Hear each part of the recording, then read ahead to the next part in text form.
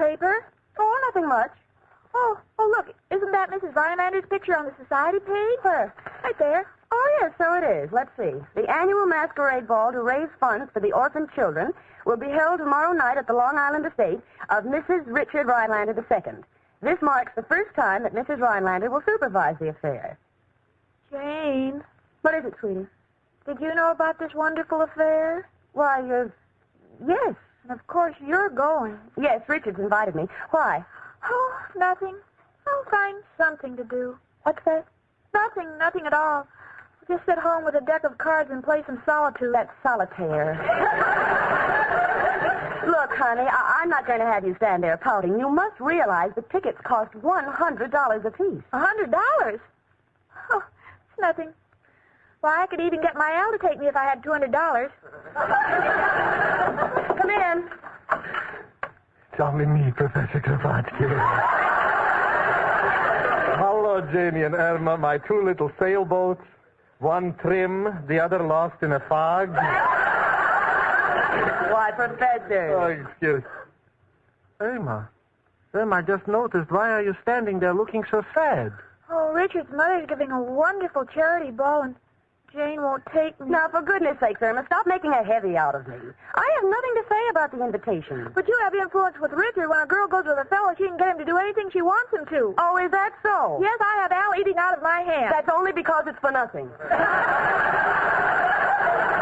Oh, please, girls, don't argue. Irma, resign yourself. We are not invited, so we are not invited. Although, personally, I would love to help make that affair a success, because it's for charity. Little orphans, bless them. The little puppies of humanity. Hello. Oh, yes, Al. Just a minute. I'll get her. Irma, it's for you. Hello, Al. Where are you? Down at the unemployment office. What, Al? You need a lawyer? Well, why? Oh, they want you to take a job? What? Well, I don't see how they can make you go to work, honey. This is a free country. Oh, they say you've been getting it free long enough. Well, come over here, honey, and we'll talk about it. Goodbye. Oh, that Al. You've got to hand it to him. You've got to hand it to him because he won't work for it. Right, Janie? Janie. Oh, I'm sorry, Professor. I was lost in my thoughts about what costume I should wear to the ball. Come in. Hello, girl. Oh, hello, Mrs. O'Reilly. Well, look at your hair. Yes, I'm wearing the new short bob. How does it look? For a minute, I thought your head got caught in the electric fan. Oh, hush up with you. Janie, darling, do you like it? Oh, I love it. It looks so neat and so clean. Yes, I always felt my face was covered up too much. That is a matter of opinion. No one asked you. Irma, darling, how do you like my hair? Irma, is something wrong? Oh, Jane's going to Mrs. Rhinelander's charity ball, and I'll be all alone. Irma, we've been all through that. Oh, Janie, how I envy you. Mrs. Rhinelander's such a lovely woman, and I know it must be a worthy cause. Oh, it is. And the ball is being held in the Rhinelander estate in Long Island. See, I just start shaking when I think of walking into that mansion. Imagine, 68 rooms and 40 baths. 40 baths? Well, now I know why they call him the filthy rich.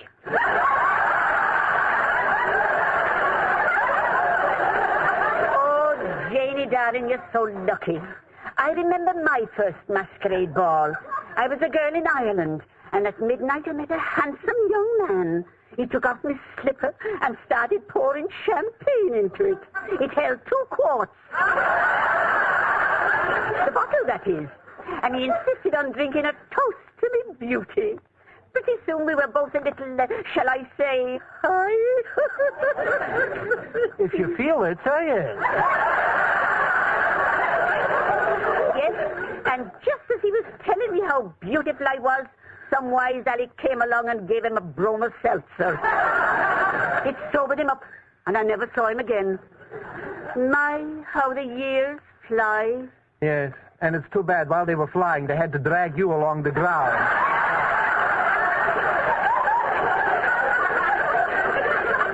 Why, look here, you. Come in. Hiya, chicken. Hello, Al, honey. Well, what's the convention? Oh, Gosh, we're all talking about Mrs. Rhinelander's charity masquerade tomorrow night. Oh, yeah. Saw the old gal's picture in the newspaper. Great Dane, that Mrs. Rhinelander. Well, we could go to the ball if we had $100. Chicken, nothing would give me greater pleasure than to help them kids. May be able to do so if my new deal comes through. Another deal, Al? What is it this time? Stretching the ears of cats and selling them for rabbits?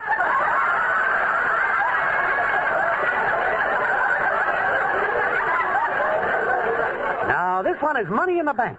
It's a coat lining designed like a deck of cards. So if you're caught with an ace up your sleeve, you can always say your lining ripped. Oh, brother. Come in. Hello, Jane. Oh, company. Yes, Richard, you know everybody. Yes, indeed. Rich, we all want to tell you how proud we are of the work your mother is doing. For the orphan. Thank you. You see, Mother just loves children. Oh, so do I. When Al and I get married, we're going to have lots of children. You know, they say children are man's wealth, and I'm going to make Al a millionaire.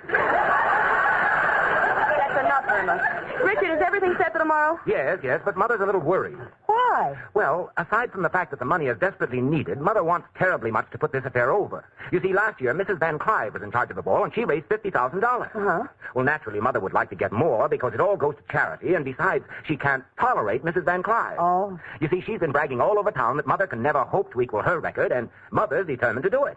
Wish one of my deals had come through. Could pitch in. Al, by the time your deals come through, those orphans will be old enough to take care of themselves and their grandchildren. Well, Richard, I'm sure your mother's party will make more money than Mrs. Van Clive's. I hope so. See you all at the masquerade tomorrow. Oh? Well, certainly. You're all coming, aren't you? Like to be there, Richard, but you know it's the fiscal year. I don't want to fisk out on the boys. I would like to be there too, Richard, and believe me, it's not the money, but tomorrow is my birthday, and I'll be $100 old. I would come too, Mr. Rhinelander, but, well, you see, I... Oh, hold it, everybody.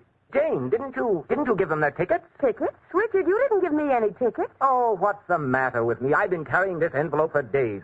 Here's a ticket for each of you. Let me see, Richard. Admission, $100. With stamp paid. That's right. Think you can make it now, Al? Well, it is the fiscal year, but by an odd coincidence, it's also leap year. So I think I'm in a position to leap the fiscal and come to the masquerade. And how about you, Professor? Why don't you escort Mrs. O'Reilly? Well, I might do it, since it's for charity. She's going to be disguised anyway. And here's your ticket, Irma. Oh, let Al hold it. He always likes to treat me. Oh, Richard, this is so sweet of you. Forget it. Well, think I'll be getting back to Mother. I want to see how close she is to that $50,000 goal. Well, wait a minute, Richard. I'll walk with you. I've got to see about getting a costume. And you kids better get busy, too. Oh, we'll think of something. So long, everybody. See you tomorrow night. Bye-bye. How do you like that guy? Selling out $400 so we can have a good time at his mother's party. Oh, I hope for her sake it's a big success. Yes, Richard's worried about whether his mother can raise $50,000. Must be a way we can make certain she does. What do you mean, must be a way? Well, there are many ways of raising money. Now, for instance, years ago, there was a little boy used to wake up his aunt by bringing a mouse in her room. His aunt would scream and give him a quarter to take it away. He did this every day. And years later, this was to become known in financial circles as getting the ante up.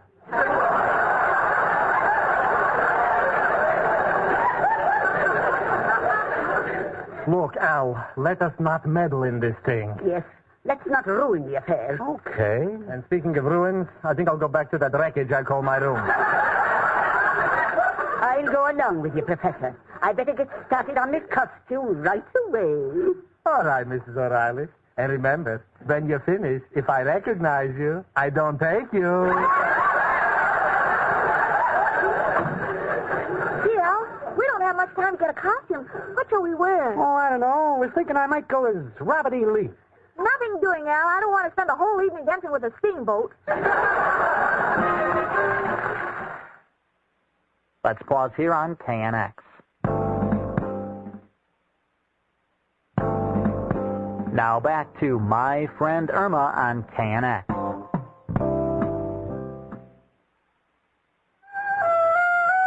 Well, I have my costume on, and I think it's rather effective. I am going as Marie Antoinette. Irma couldn't understand why I spent so much time fixing my hair, since I was going to have my head cut off anyway. And what I went through before Al and Irma decided what costume to wear, you will never know. First there was Al, who said, Jane, you know, think I'll go as Jesse James. nothing doing, Al. You've got to wear a costume. Right, Jane. And then there was Irma, who kept saying, Gee, I don't know what to wear. so I said, Irma, why don't you wear that green costume you wore last year? You know, when you went as a tree? And Irma said, No, someone's liable to come as George Washington and chop me down. well, that was all my patience could take, so I said, Irma, you'll just have to make your own decisions. And Irma said, Oh, I know what. I'll wear that kitty outfit that I wore on Halloween last year, huh? so the kitty costume was agreed upon, and I must say, Irma looks adorable with her 2 blonde braids tied in pink ribbons. If it wasn't for her figure, she could pass for 6.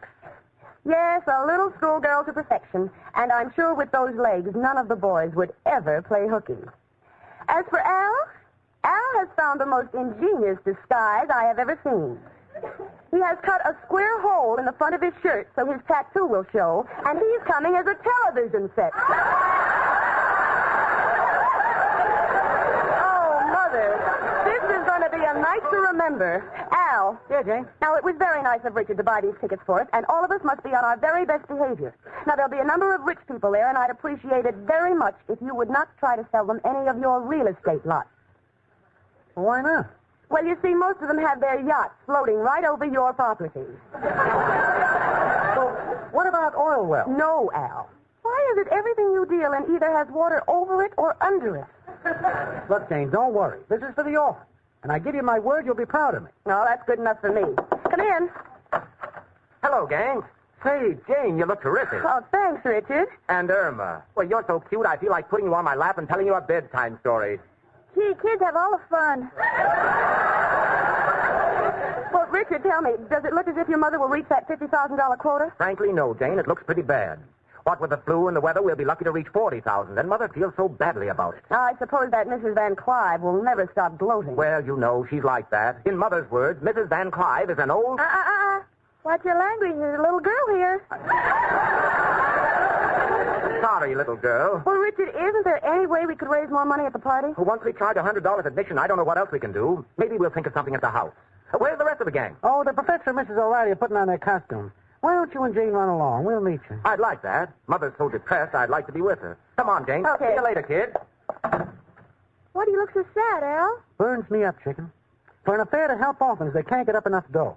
And on top of that, a swell gal like Mrs. Rhinelander is going to be ridiculed by that Van Clive day. Well, Al, what can we do about it? Got to see that the dough is raised. And there's only one man who can help us. Who, Al? Who else but... Hello, Joe. Al, got a problem. Gonna mingle with the rich tonight. How do I get money from them? What? No, Joe, it's got to be with their permission. Yeah, this is for charity. Orphans. Well, you don't say, Joe. You were an orphan yourself, huh? Well, what happened to your parents? Oh, an accident. They died while listening to the chamber music? Oh, gas chamber music. Well, Joe, then you know what it means to help these kids. Yeah, how do I get them to shell out?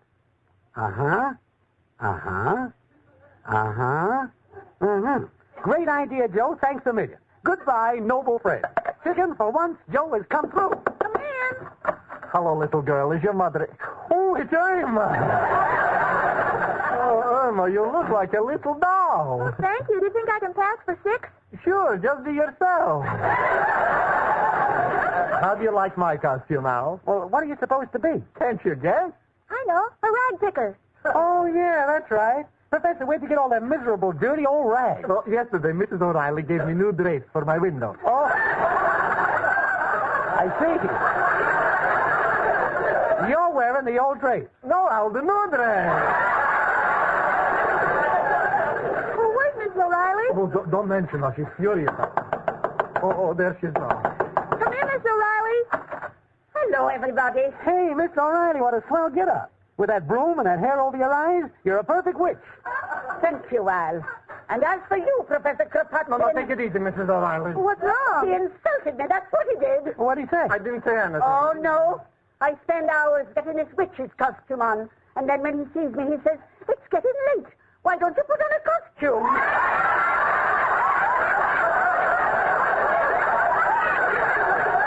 Look, got no time for personal grudges. Mrs. Rhinelander's in trouble, and we got to come to the rescue. She hasn't raised enough money. No, 10 G's short of what Mrs. Van Clive did last year. Oh, glory be in all those poor orphans in such need. What can we do to help, Al? Got just the idea that we'll put this party across. Where do you find the biggest crowds spending money? At Coney Island. Right. Now, here's what we do. We go to Mrs.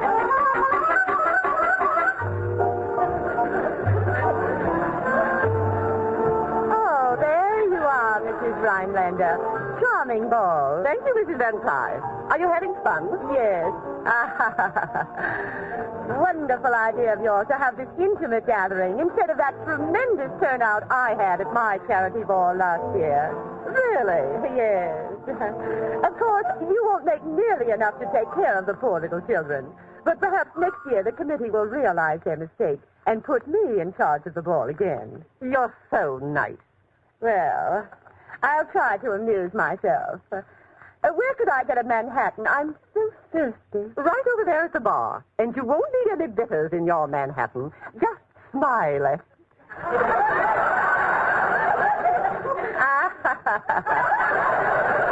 Oh, you're so clever, Mrs. Rhinelander. Well, you probably think of something amusing to tell the kiddies when they're told they have to sleep 8 in a bed because you couldn't raise the money. Toodaloo. Hello, Mother. Oh, Richard. And Jane, you look lovely, dear. Thank you. What's the matter, Mother? You're shaking. Oh, I've just had a word with Mrs. Van Clive, my well-wisher. Oh, Richard, perhaps I've been a fool. Maybe I shouldn't have undertaken the responsibility of the ball. Well, Mother, you did your best. Jane, do you mind if I have this dance with my mother? I think it would be wonderful, Richard. Come on, Mother. Get your mind off Mrs. Van Clive. This should be a nice waltz coming up. Oh, I'd give anything to put this party across. Hey! The program says a waltz, but they're playing a conga. They're forming a conga line. They're all following the leader. The leader? That's Al. Where is he taking them? Oh, my goodness, he's breaking up my party. Mrs. Rhinelander, I don't know how to apologize. Oh, he's taking them all into the library. What's he up to? I'm afraid to look. But I had to look. And I still can't believe my eyes. In front of me is Coney Island. Yes, Al, Irma, the professor, and Mrs. O'Reilly have turned the library into a miniature Midway. Al is working the shell game. Now, I know the man. I know the man who's trying to guess under what shell the P is. Last year, this man was in Who's Who. 10 more minutes with Al in the shell game, and this man will be listed in the 50 neediest cases. Al is speaking. That will be $10 more you have lost to me, friend. And I sort of resent your remark that this seems like a dishonest game. Let's try something else. Take a card. There, that's fine. Let me see. Oh, king. Now, only an ace can beat that. I shall draw. How do you like that? It's an ace. I just can't understand it. I never seem to win. Oh, Al. Yeah, chicken. You better sweep up. A lot of aces are falling out of your coat. Oh, hold it, chicken. Mister, this young lady is just joking. She knows I run an honest game, don't I? Miss. Well, Al, I thought you were just going to be the barber here. The barber? Yes, he told me he's going to clip everyone who came near him. Come on, chicken. Al, where are you dragging me? The gentleman may misunderstand. And I want to give this dough to Mrs. Rhinelander. Well, look, it's the professor. Oh, Professor. Can't talk now, Irma. Here comes another customer. Pardon me, do you tell fortunes? Certainly. Your name, madam? Mrs. Van Clive. Aha, I see. Let me see your palm, please. Oh, I see a sparkling future. Happiness, gaiety, laughter. And then you get hit by a truck. Oh, my goodness. You are swinging between life and death. Only one doctor can save you. What's his name? A professional secret. Cost you $50 to find out. Here's the $50. What's his name? Who do you go to now? Dr. Jones. He's a good man. Keep going to him. Next one.